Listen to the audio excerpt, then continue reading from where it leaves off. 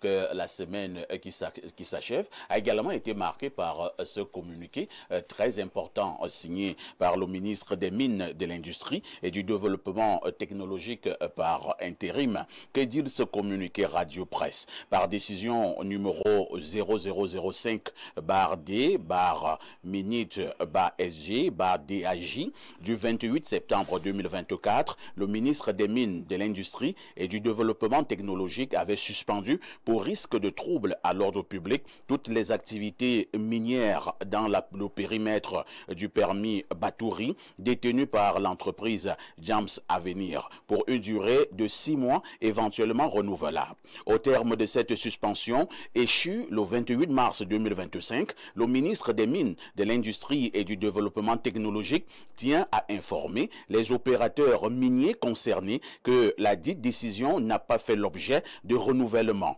ouvrant ainsi à nouveau l'audit site aux activités minières dans les conditions prévues par les textes en vigueur. Toutefois, le ministre des Mines, de l'Industrie et du Développement technologique tient à rappeler que conformément aux dispositions des articles 23 alinéa 2 et 24 alinéa 5 de la loi numéro 2023/014 du 19 décembre 2023 portant code minier, seules les activités artisanales au sens strict peuvent être exercées à l'intérieur du dit périmètre sans utilisation d'engins quelconques comme dans la semi-mécanisée.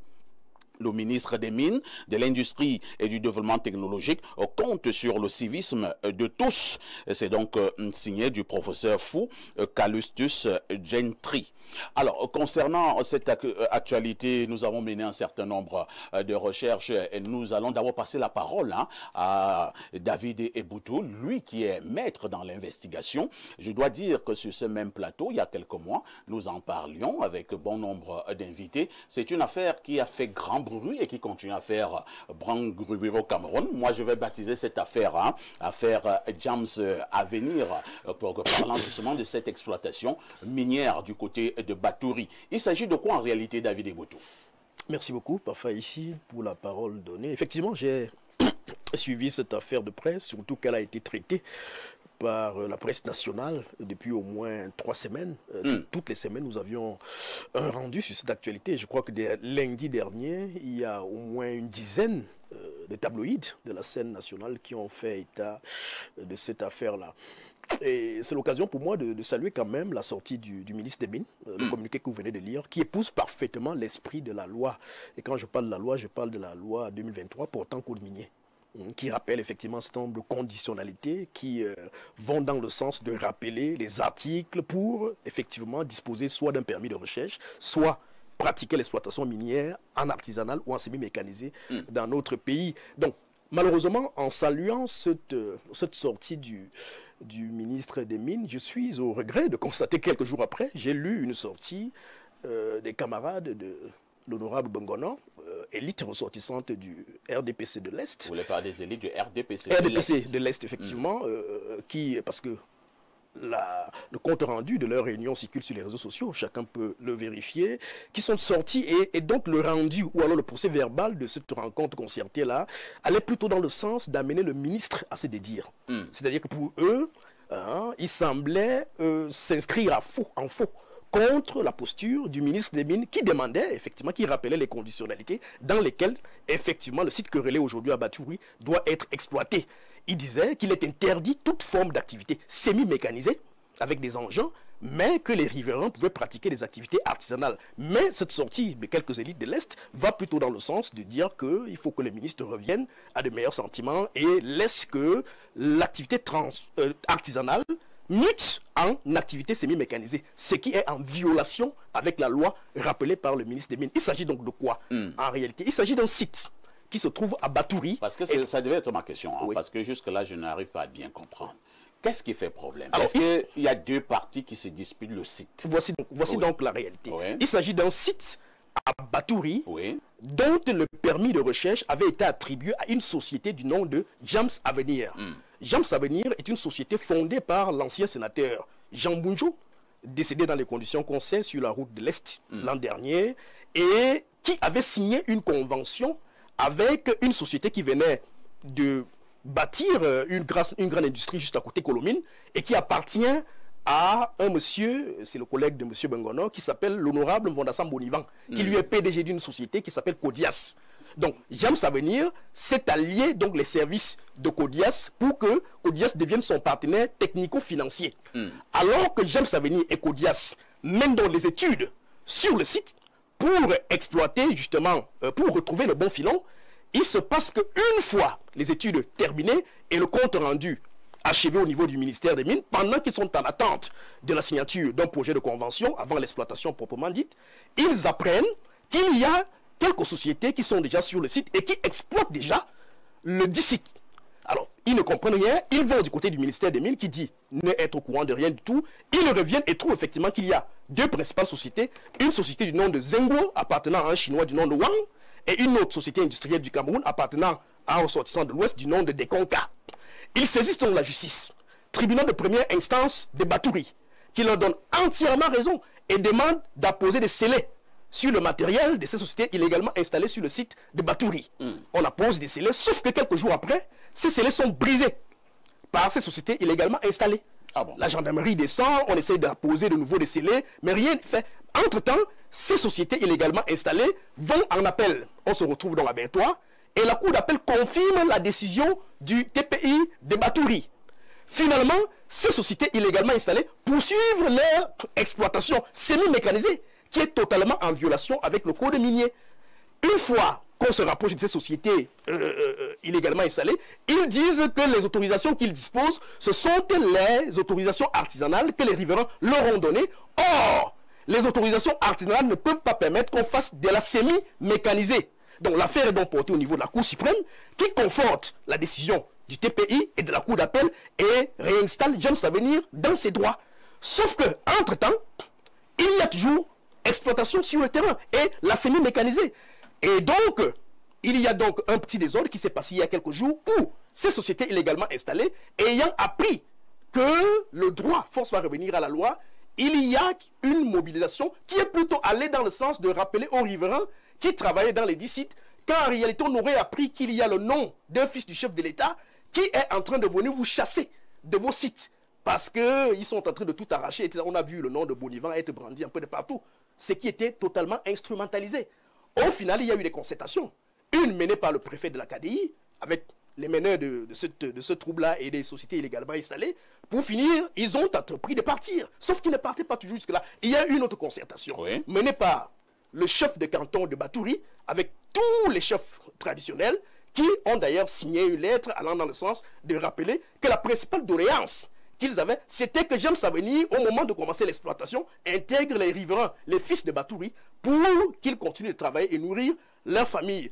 Sauf que, à un moment, il y a eu que le ministre en avait marre de tous ces désordres qui se passaient sur le terrain et avait d'abord suspendu, je devais d'abord revenir par là, avait d'ailleurs suspendu pour 6 mois toute forme d'activité d'exploitation sur le site de Batouri.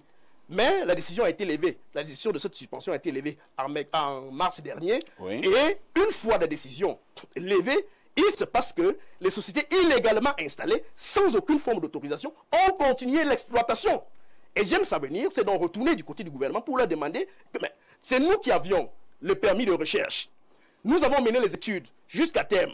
Au moment d'engager notre projet de convention, on se rend compte que le filon que nous avons trouvé est déjà exploité par des sociétés illégales. Qu'est-ce qu'on fait maintenant? Voilà la question. Et pendant que le ministre leur répond dans un communiqué, en rappelant que seules les activités artisanales pour le moment sont menées, peuvent être autorisées sur le site parce que c'est le ministre pour les soucis d'apaisement et d'accompagnement qui délivre les autorisations artisanales aux riverains en tant que légitimes propriétaires de ces sites-là. Il se passe que certains qui ont acquis ces autorisations artisanales ont troqué, ont vendu ces autorisations artisanales à des sociétés que j'ai citées tantôt, des Konka et Wang, qui, elles, ne se sont pas arrêtées à faire de l'artisanal, mais du semi-mécanisé qui est interdit par la loi portant code minier. Et la réalité aujourd'hui, c'est que pendant qu'on espère que la calmie est revenue, avec ce communiqué du ministre des Mines, qui a demandé effectivement que les sociétés qui font dans la semi-mécanisée se mettent de côté, et que ceux qui font dans l'artisanal, en fait pas les sociétés, les riverains qui font dans l'artisanal continuent d'exercer leur activité. Il y a donc cette sortie des élites de l'Est, en tête desquelles le chef de la délégation permanente de l'Est, Très M. bien. Lé, et quelques-uns qui ont signé donc cette lettre concertée pour en appeler au ministre des Mines à revoir sa posture, donc c'est-à-dire à se dédier et à aller à l'encontre de la loi, ce qui est totalement impossible, ce qui ne peut même pas se faire, parce que Merci. là, ils invitent le ministre à se dédier et à s'opposer à la loi. Merci David Eboutou. Il faut dire que c'est une affaire qui fait justement grand bruit. Nous avons vu il y a quelques jours des personnes de ce côté-là à l'est avec des pancartes en train de manifester en disant ci, en disant cela. Info TV, qui reste une chaîne de proximité, est en train de mener cette grande enquête. Et Eboutou nous a donné ce que je peux appeler ce matin l'historique de l'affaire. Hein. Et maintenant, où est-ce que nous en sommes? Nous sommes au niveau du communiqué du ministre des Mines. Pierre Blériot, vous qui suivez également, je présume, cette affaire, quel est le regard que vous posez quand même sur cette affaire où nous avons, si je m'en tiens à ce que David Eboutou dit, une affaire où des partis piétinent carrément la loi de la République? J'aurais été totalement perdu dans cette affaire si nous n'avions pas eu, il y a un certain nombre de mois ici, des communiqués du ministre par intérim, mais je crois que c'est le ministre. Tout à fait, ministre des Mines. Moi, je suis gêné par deux attitudes quand même. Nous parlerons dans un des sujets aujourd'hui des trafics d'influence du RDPC. J'ai lu un communiqué des élites, je ne sais pas si ce sont les élites de l'Est ou ce sont les élites du RDPC. Parce que là, les qualités qui étaient mentionnées, c'était délégation permanente du RDPC. Il y a beaucoup de confusion qui se passe. Face à un communiqué d'un ministre, ça se comprend hein, dans les déclarations de David Eboutou, vous avez reçu des autorisations pour faire de l'exploitation artisanale. Les populations riveraines sont copropriétaires avec l'État de ces biens-là.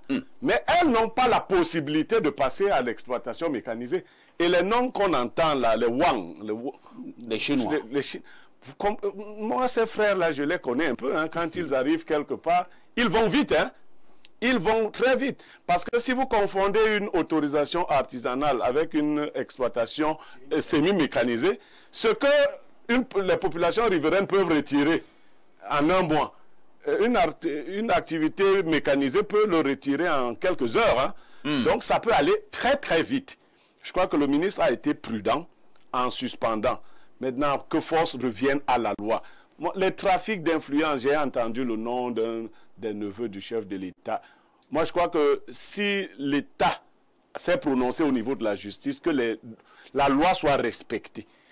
Quel est ce pays dans lequel on nous dit qu'on a signé tel décret, on a donné telle décision de justice, et que des individus décident de piétiner? Qui est derrière eux? Moi, je salue l'action de la société James Avenir, dont nous avions parlé ici, dans le cas d'Espace Miné, qui a respecté la suspension prononcée par M. le ministre des Mines. Durant 6 mois. Oui, quand une autorité dit arrêter, il faut vous arrêter. Maintenant, si la suspension a été levée selon le communiqué du ministre, et c'est le cas, elle a été forcément, et l'esprit de la lettre le dit, en faveur de la société James Avenir. James Avenir qui avait déjà reçu quitus d'exploiter ce site. Moi, je crois qu'il ne faut pas tout ramener au niveau du nombrilisme. Que ce soit un neveu d'un tel, s'il respecte la loi, qu'il exploite. S'il ne la respecte pas, qu'on le mette de côté. Merci. Hein. De toutes les façons, nous allons continuer à mener nos enquêtes, David Eboutou. Nous osons croire que force reviendra à la loi. Ce qui me choque, hein, moi en tant que Camerounais, c'est qu'on a parlé là d'une société chinoise qui exploite illégalement le site malgré les décisions de justice. Cela étant dit, nous y reviendrons certainement dans nos prochaines éditions. Et c'était une mise en bouche. Nous prenons